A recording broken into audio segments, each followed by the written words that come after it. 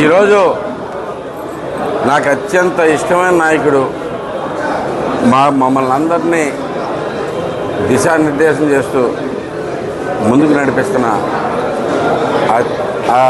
అతి అంటే most important person in AP Nara Lokesh గారి బర్త్డే సందర్భంగా ఈరోజు గుడివాడలో ఘనంగా జరుపుకుంటున్నాం.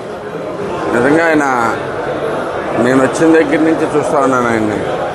అంటే డెడికేషన్ అంటే ఎలా ఉంటుంది అంటే ముందు ఆయన పాదయాత్రకు వెళ్ళే ముందు కలిశాను, పాదయాత్రలోనూ కలుసుకుంటూ వచ్చాను, పాదయాత్ర తర్వాత కలిశాను చాలాసార్లు.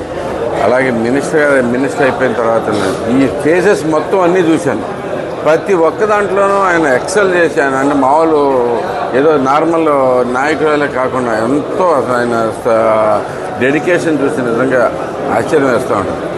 యుఎస్ వెళ్తే ఎంత రోజులైనా కానీ 4 రోజులు తిరిగేసి వద్దామన్నట్టు వెళ్తూ ఉంటారు. కానీ క్షణం తీరిక లేకుండా యుఎస్లో మీటింగ్ తర్వాత మీటింగ్ పెట్టి అసలు అంటే అన్నీ అంటే మీటింగ్లు కూడా ఒక ఐటీలోనే ఉండవు అక్కడ. బేసిక్గా ఐటీ వాళ్ళు వచ్చారు, ఇంకా వేరు ఏఐ గురించి మాట్లాడారు, అలాగే డిఫరెంట్ అంటే గ్రీన్ ఎనర్జీ గురించి మాట్లాడారు, డ్రోన్ టెక్నాలజీ గురించి మాట్లాడారు. అందరితోనూ వివిధ రకమైన పీపుల్ తోటి మీటింగ్ పెడుతుంటే ఆయన సబ్జెక్ట్ వెంటనే స్విచ్ అయిపోయి అక్కడ ఆయన చూపించే నిజంగా ఆయన నాలెడ్జ్ చాలా గొప్పగా అనిపిస్తూ ఉంటుంది.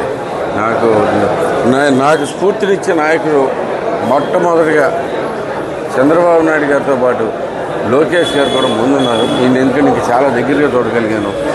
ఈయనే నాకు అత్యంత స్ఫూర్తినిచ్చే నాయకుడిగా కనపడతా ఉన్నాను. ఆయన ఆధ్వర్యంలో అలాగే మొత్తం 1 కోటి సభ్యత్వం తెలుగుదేశం పార్టీకి వచ్చినాయంటే నిజంగా ఆయన చేసిన కృషి కానీ, ఆయన టీంతో వర్క్ చేయడంలో కానీ, ఆయన చూపించే శ్రద్ధతోటి మేము కూడా ధైర్యంగా ముందుకు నడవగలుగుతూ ఉన్నాం. సో మరింత కాలం ఆయన నాయకత్వంలో పనిచేయటం నిజంగా మా అదృష్టం అని చెప్పేసి తెలియజేసుకుంటున్నాం. మరొకసారి నారా లోకేష్ గారికి జన్మదిన శుభాకాంక్షలు. Thank you.